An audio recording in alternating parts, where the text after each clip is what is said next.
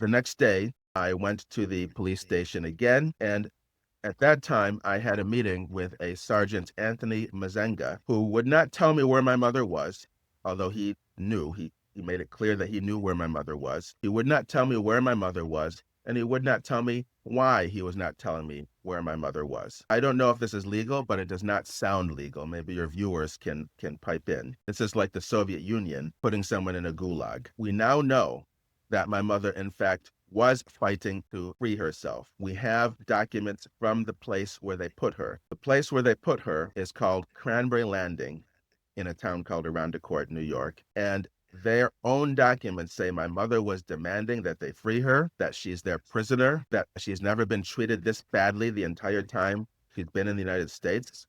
She's from Jamaica, but had been in the United States for 60 years and had been a U.S. citizen for 40 years. And she wanted to call the police herself. An employee of Cranberry Landing named Retta Rivera told me months later that, in fact, my mother had demanded that they let her call me, and they did not allow her to call. So they denied her the ability to make phone calls. The facility has also admitted that they did not let her get mail in black and white in their own reports. So her rights were denied. In New York State, the Department of Health says that residents of assisted living facilities have certain rights.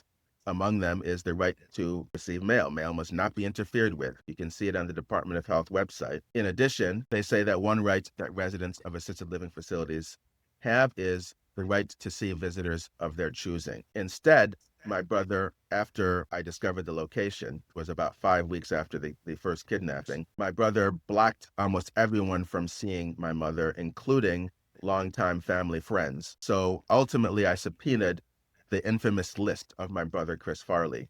At that time, it contained 17 names, although I have no idea if that list was padded to make it look better, but still, only allowing 17 people in the entire planet to see a woman with no explanation is still insane. And as I said, the list excluded people like my mother's younger sister. It excluded my brother Felipe. It excluded me. It included my brother Chris's attorneys, which I've been told is actually not proper, if not unlawful. And it did include my mother's older siblings, but they could not travel by themselves.